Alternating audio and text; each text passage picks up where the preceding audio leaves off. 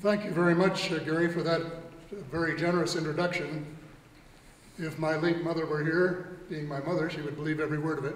If my late father were here, being a realist, he's probably wondering who you're talking about. But it's a delight to be here today and to have the opportunity to share a few ideas with you. In 1994, when I wrote my first book on the subject of money, the name of the book was Funny Money, some of you may have seen it, I asked dozens and dozens of people, maybe the best part of 100 people, where money came from. My sample included doctors, lawyers, engineers, farmers, business people, newspaper publishers, newspaper editors-in-chief, and some financial writers. I'm not going to mention the names today, but a lot of them are in the Funny Money if you want to look them up. First of all, they were uncomfortable with the question. But then I sort of urged them and said, oh, come on, take a guess. And they said, the government prints it. So my next question was, well, what percentage does the government print? And the estimates ranged from 50% to 100%. Now, if we had a system where that were true, it would be a very different system than the one we have and have had. But it was interesting that the people who were advising governments about what to do, really, not one of them had what you could call a working knowledge of the monetary system. And unfortunately, I regret to say, I think that is still true today.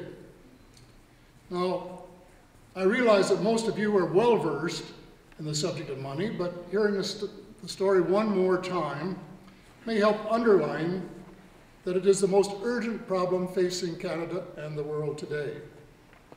And that somehow we have to get that message through to world leaders, because they don't understand. That's obvious. It's obvious that they're just treating the symptoms and not the root disease. So what is money? Well, over the years, it has been many things to many different situations.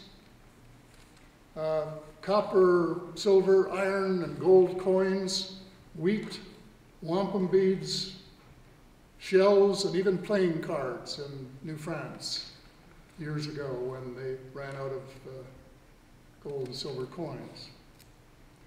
Well, these things, plus the barter system, were adequate for commerce most of the time. With the Industrial Revolution, however, the system began to fail. There was an increase in output because of specialization. People were making a part of something, like a wheel or a spoke or a fender, and it wasn't something you could trade or barter, like a dozen eggs or a few chickens or a necklace or a scarf or something like that, which had been the case in earlier years. Well, the importance of money increased rapidly as a means of exchange. But what happens when the volume of goods increases faster than the supply of money? Well, in theory, prices should come down, but that isn't the way the system has worked in most cases. In practice, people just stop producing. There is a money equation that I'm sure some of you are familiar with, if not all of you. It's attributed to Yale professor Irving Fisher. It's called P equal MV over Q, where P is equal to prices, M is money, V is the velocity of circulation because the same money is spent more than once in the year, so this is a factor in the equation, and Q is the total output of goods and services. All of the farm products and the manufactured products and the haircuts and all of the things that we produce during the course of the year. Now just remember that equation later on, that M, and this is important, is money, not government-created money or bank-created money. It is just money. And so when it comes to the question of who should print the money and how much and what steps have to be taken to keep it from being inflationary, That's a very important equation to keep in mind. There are two fundamentals. First, to increase the money supply at a rate that will allow production to be at or near its optimum. Well, that is certainly not the case in Canada today or in the world. There are millions of people unemployed. Millions, literally, looking for something to do that's creative.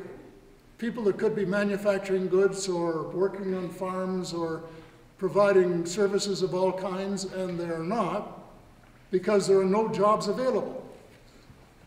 Why? There's no demand, no production, no demand for the goods, no money. Well, equally, or in the mind of some of us even more important, is who creates the money and how it is put into circulation. Historically, it was the king or queen or emperor or one of their treasurers that created the new money as required, but over the centuries, privately owned banks have become the principal players in money creation. This is important because whoever creates the money gets the profit. If the private banks create the money, they get the profit. If governments create the money, we get the profit through our government. Well, the controversy over money creation is certainly not a new one. A book called The Babylonian Woe tells how the money merchants of that day made extra profit by issuing letters of credit to itinerant traders. Later, the Italians were pioneers in the banking business. But I will begin my story with the introduction of banking in the English-speaking world and the development of what became known as the partial reserve system of banking.